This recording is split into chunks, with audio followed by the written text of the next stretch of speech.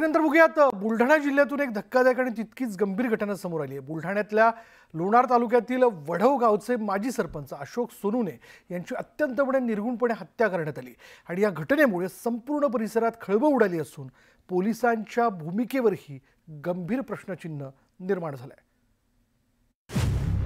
पोलिसांचा फोन आणि माजी सरपंच बेपत्ता, महिनाभरानंतर सापडला मृतदेह, हात पाय मुंडकर छाटलेलं।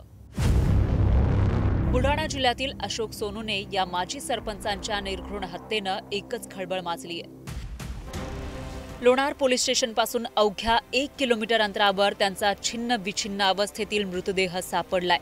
जमिनीच्या वादातून हे हत्याकांड घडवल्याचा आरोप कुटुंबियांनी केला। वाद मिटवण्यासाठी पोलीस स्टेशनला गेलेले सोनूने घरी परतलेच नाही। काय आहे संपूर्ण प्रकरण पाहूयात। अशोक सोनुने यांचा कुटुंबात जमिनीवरून वाद होता। हा वाद मिटवण्यासाठी 11 मे रोजी लोणार पोलिसांनी त्यांना स्टेशनला बोलावलं होतं। त्या दिवशी ते घरी परतलेच नाही। 14 मे रोजी त्यांच्या कुटुंबानं ते बेपत्ता झाल्याची तक्रार नोंदवली। त्यानंतर साधारण 1 महिन्यानं 10 जून रोजी लोणार पोलीस स्टेशनपासून 1 किलोमीटर अंतरावर एका शाळेजवळ त्यांचा मृतदेह आढळला। मृतदेहाचे हात, पाय आणि मुंडकं छाटलेलं होतं। मृतदेह कुजलेल्या अवस्थेत होता। पोलिसांनी हत्येचा गुन्हा दाखल करत तात्काळ 2 आरोपींना अटक केली। एक फरार आरोपीचा तपास अद्याप सुरू आहे। आता ज्या काही गोष्टी असतात का प्रत्येक गोष्ट पोलिसांना दिसेल असं नाही, तर आम्ही वेळोवेळी तपास चौकशी आणि जी काही गोपनीय माहिती किंवा इतर लोकांकडून जी माहिती मिळते त्या आधारावर आम्ही किंवा इतर तांत्रिक आधारावर आम्ही जी काही तपास किंवा चौकशी असते ती प्रक्रिया सुरू असते आणि त्यामुळे आम्ही कारवाई केलेली आहे। अशोक सोनुने बेपत्ता झाल्यानंतर कुटुंबियांनी वारंवार पोलिसात धाव घेतली, पण पोलिसांनी त्यांना गांभीर्यानं घेतलं नाही असा आरोप पीडित कुटुंबानं केलाय। सोनुने यांनी आपल्या जीवाला धोका असल्याची 8 वेळा पोलिसात तक्रार दाखल केली होती। त्याकडेही पोलिसांनी लक्ष दिलं नसल्याचा आरोप त्यांच्या मुलानं केलाय। गंभीर बाब म्हणजे या हत्याकांडात पोलिसांचाही सहभाग असल्याचा आरोप पीडित कुटुंबानं केलाय। तसंच कुटुंबातील इतरांच्याही जीवाला धोका असल्याचं त्यानं म्हटलंय। गजानन धोंडगे लोणार पोलीस बोलून घेतलं 11 बातलं 14 मिसिंग केली होती।